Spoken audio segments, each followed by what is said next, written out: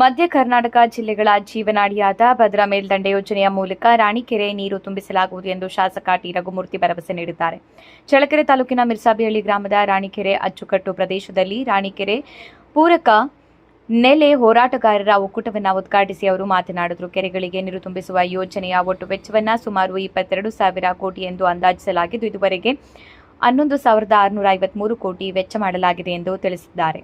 2022ರಲ್ಲಿ ಕೇಂದ್ರ ಸರ್ಕಾರ ತನ್ನ ಬಜೆಟ್ನಲ್ಲಿ ಭದ್ರಾ ಮೇಲ್ದಂಡೆ ಯೋಜನೆಯನ್ನು ರಾಷ್ಟ್ರೀಯ ಯೋಜನೆಯಾಗಿ ಘೋಷಿಸಿ 5,300 ಕೋಟಿ ನೀಡುವುದಾಗಿ ಭರವಸೆ ನೀಡಿತ್ತು.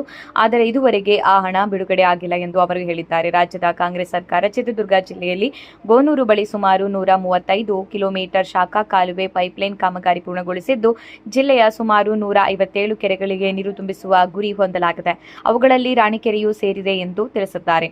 2027ರ ವೇಳೆಗೆ ಕೇಂದ್ರ ಸರ್ಕಾರದಿಂದ 5,300 ಕೋಟಿ ಬಿಡುಗಡೆಯಾಗದಿದ್ದರೆ ಸಹ ರಾಜ್ಯ ಸರ್ಕಾರ ತನ್ನ ಪಾಲಿನ ಹಣದಿಂದ ಭದ್ರಾ ಮೇಲ್ದಂಡೆ ಯೋಜನೆಯನ್ನು ಪೂರ್ಣಗೊಳಿಸುವುದಾಗಿ ಅವರು ಹೇಳಿದ್ದಾರೆ. ಜೊತೆಗೆ ರಾಣಿಕೆರೆ ಫೀಡರ್ ಚಾನೆಲ್ನಲ್ಲಿ ಬೆಳೆದಿರುವ ಗಿಡಗಂಟೆಗಳನ್ನು ತೆರವುಗೊಳಿಸಿ ಕೆರೆ ನೀರು ಸರಾಗವಾಗಿ ಹರಿದು ಬರುವಂತೆ ಹಾಗೂ ಹಳೆ ಕೆರೆಯನ್ನು ಹೂಳೆತ್ತುವಂತೆ ಅಧಿಕಾರಿಗಳಿಗೆ ಸೂಚನೆ ನೀಡಿದ್ದಾರೆ. ಪ್ರಾಚಾರ್ಯ ಹಾಗೂ ಹೋರಾಟಗಾರ ಶಿವಲಿಂಗಪ್ಪ ಮಾತನಾಡಿ, ರಾಣಿಕೆರೆಗೆ ನೀರು ಹರಿಯುವ ಕರಣಿ ಹಳ್ಳಕೆರೆ ಬಳಿ ನಿರ್ಮಿಸಲಾಗುತ್ತಿರುವ ಬ್ಯಾರೇಜ್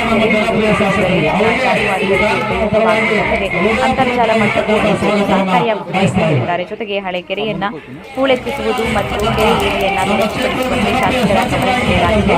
ಕಾರ್ಯಕ್ರಮದಲ್ಲಿ ಗ್ಯಾರಂಟಿ ಸಮಿತಿ ಅಧ್ಯಕ್ಷ ಗದಿಗೆ ಜಿಲ್ಲಾ ಪಂಚಾಯತ್ ಸದಸ್ಯ ರಂಗಸ್ವಾಮಿ, ರೈತ ಮುಖಂಡ ಸಿದ್ದಯ್ಯ, ಮಾಜಿ ಗ್ರಾಮ ಪಂಚಾಯತ್ ಸದಸ್ಯರು, ಗ್ರಾಮಸ್ಥರು ಹಾಗೂ ರಾಣಿಕೆರೆ ಕುರಿತ ನಾಳೆ ಹೋರಾಟಗಾರರ ಸಂಘದ ಪದಾಧಿಕಾರಿಗಳು ಉಪಸ್ಥಿತರಿದ್ದರು.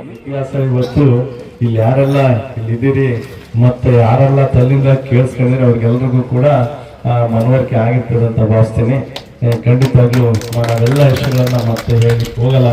ಒಟ್ಟಾರೆಯಾಗಿ ಈ ರಾಣಿಕೆರೆ ಏನಿದೆ ಇಡೀ ರಾಜ್ಯದಲ್ಲಿ ನಮ್ದು ಸೂಳೆಕೆರೆ, ಚನ್ನಗಿರಿ ತಾಲೂಕಲ್ಲಿ ಸೂಳೆಕೆರೆ ಬಿಟ್ರೆ ನಮ್ಮ ರಾಣಿಕೆರೆನೇ ಎರಡನೇದು. ಇದು ಬಹಳಷ್ಟು ಚಳ್ಳಕೆರೆ ತಾಲೂಕಲ್ಲಿ ಈ ನಮ್ಮ ಚಿತ್ರದುರ್ಗ ಜಿಲ್ಲೆಯಲ್ಲಿ ಬಹಳಷ್ಟು ಒಂದು ಮಹತ್ವವಾದ ಒಂದು ಕೆರೆ, ರೈತರಿಗೆ ಪೂರಕವಾದಂಥ ಒಂದು ಕೆರೆ.